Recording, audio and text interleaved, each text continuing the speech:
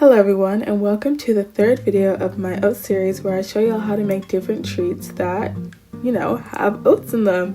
As you can see, we'll be making a banana oat bread, and it's dairy free, and you probably already have the ingredients at home, so let's get to it.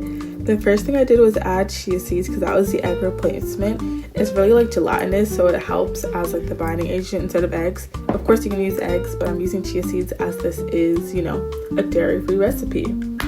Now you're gonna get your bananas. So apparently these bananas were not ripe because when you look at them, they do not look ripe. And I was like, what? Like, I think they were just bruised. But like whatever. That's the bananas we're gonna be using for now. And yes, you're gonna use 3 bananas. It's just I forgot to add the other banana until later on, so don't mind that. Like literally look, if the bananas were actually ripe, I should have been able to mash this like way easier or easilier. That's definitely not a word. But yeah, now you're just gonna mash it up and get it to a soupy consistency as always.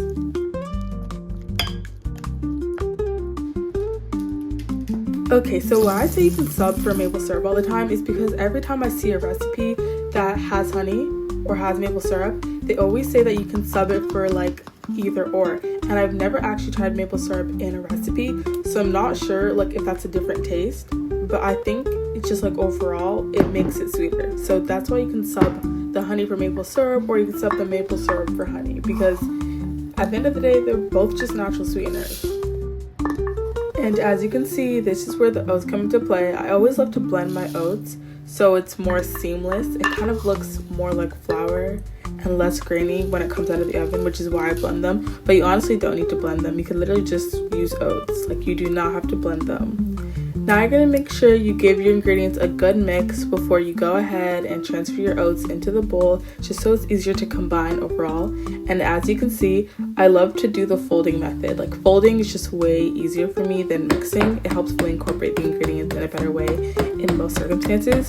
And yeah, you can literally see me smashing it with, what is that, a wooden pin? Or what do you call it? A wooden rolling pin. Because I cannot chop chocolate. Like, every time I do it, it goes flying everywhere. And that has to be like a me issue or like a knife issue. So I literally just refuse to chop it, and I will smash it with a rolling pin every single time.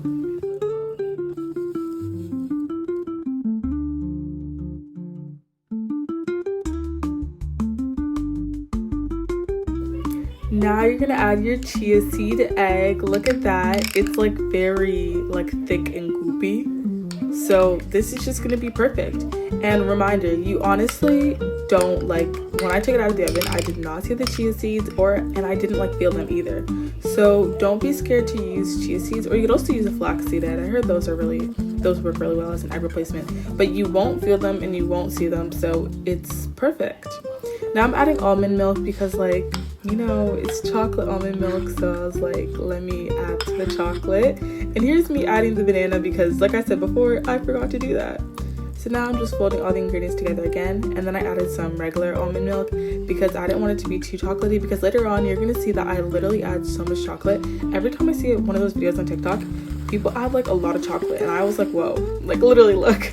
And I was like, wait, I never add that much chocolate. I usually add like 50 to 100 grams. Like, when I make things that have chocolate, they're not that chocolatey. And I was like, let me try something different and actually add a lot of chocolate, because when I say I never do it, I never do that. So now you're gonna get out a pan, grease or line it as always, and transfer the goods into that pan. I've also been seeing, and I heard, and I was aware of it, I just never did it myself, that like topping chocolate on top of the batter for like cookies or a cake or anything that has chocolate in it, it makes it have like a really nice effect on the top and it tastes really good. So I tried that, and too much came out. Like, I was not supposed to put that much out, but I was just like, hey, let me roll with the flow. And now we're gonna put it in the oven, and look at that. Wait, that actually looks so good. That looks so good, and it tastes even better. I was like, wait, let me start putting chocolate on top more often from now on.